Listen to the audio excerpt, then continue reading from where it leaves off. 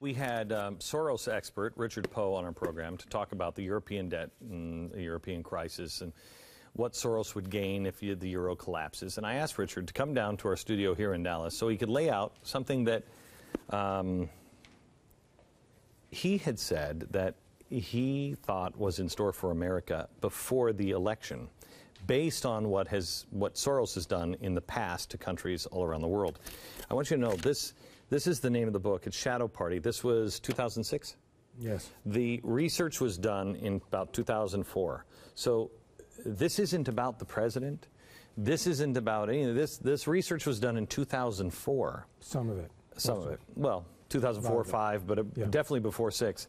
Nobody had any idea that Obama would be the president at the time. Probably Spooky Dude did, but nobody had any. So it's not about the president. But it is about this election to you, this coming election, right? That it is about a fundamental transformation and finishing of the job, do you think, honestly, by this next election? Well, I think they certainly will try to finish the job by this next election. Whether they succeed or not is another question. What we saw when we wrote this book is the plan that George Soros and his network had for America. They were very clear about this plan already in 2004. They were saying it clearly. And so when they finally succeed in accomplishing what they set out to accomplish, that's another question. We don't know that. We can't see the future. But the plan that they laid out was very clear already in 2004, and they had already done it in many other countries. And they have actually, where have they actually said this plan about America? Have they actually said this plan that you're going to lay out in so many words, or just in their actions? Well, in 2004, George Soros began giving a lot of interviews to the press. That's when he came out against George Bush.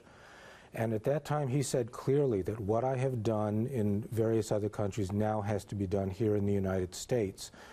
And he was clearly saying that he was going to enact the plan that is described in that book. Because when he decides that a regime is oppressive, he goes in to collapse it. And most people don't have a problem with it because it has happened before with communist countries. Yes. But now he is on record saying, this is what's going to happen. I'll do it the way I did before. So why don't you lay it out and show me what's coming? Because you contend the way he always does it before is right before a huge election. Sure. Okay.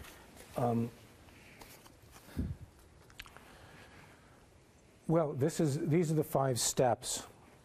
We call them 5 steps for overthrowing a government. This is what Soros has specialized in doing for decades in various countries around the world. And when you say form a shadow government, what does that mean? A shadow government is a government in the wings. He infiltrates a country with his own operatives, putting them in all levels of life, in politics, in medicine, in academia, in journalism, and also in the very critical areas of the armed forces and intelligence services and police services. That's a very important part of the process for obvious reasons. That's the only part of the process I haven't been able to find, except through the unions. But I haven't been able to find his influence in the government. Have you? I mean, in the military. Have you? No, I can't say specifically in the United States that I have seen the evidence of it. Yeah, okay, you've seen the evidence of it? I'm saying I have not found it. Okay, okay. But he has done it in other countries, we know that. Yes. Yes, okay. So the next one is control the airwaves.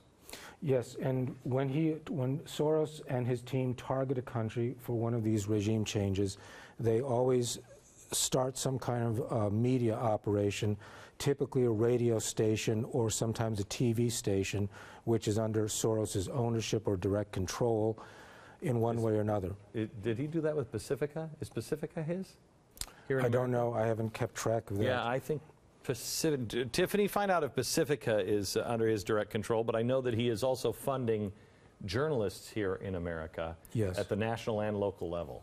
Yes, he's acquired in America a very high profile in all kinds of media operations at all levels in the United States. Okay.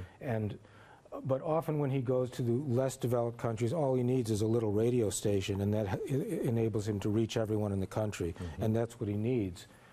And step 3 is to destabilize the state, which can be done by causing an economic crisis or perhaps taking advantage of an existing crisis that just happens along. I contend he's done both of those here. He's, through his Apollo Alliance, which he was involved with, he helped make the economic crisis that we're in by just spending, I mean, what is it? It'll be $5 trillion by the time, in the next, this 4 years, $5 trillion. And he has also taken advantage of the existing crisis that we had with the housing market. Correct, right? yes. Okay. Step 4 is to provoke an election crisis.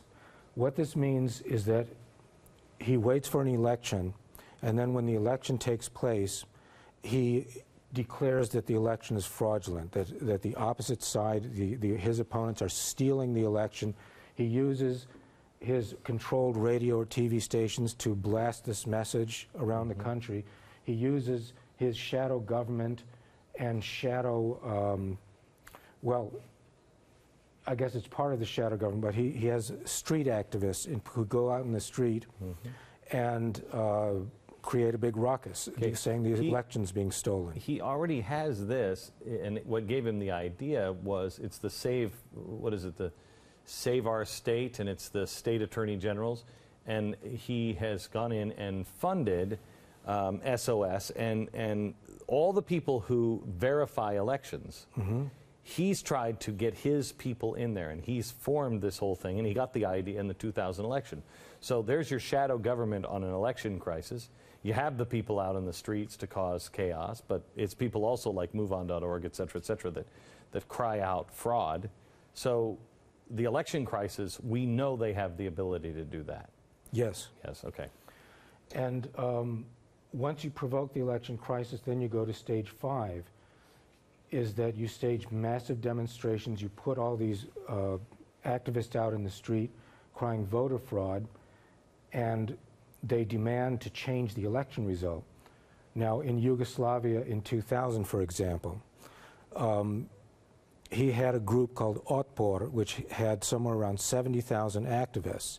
He put those people out in the street saying that the election was being stolen. Now, in this case, he actually had armed units. This Otpor had units blocking roads around Belgrade who were armed with AK-47s, mortars, anti-tank, shoulder-launched rockets, and so forth and so on.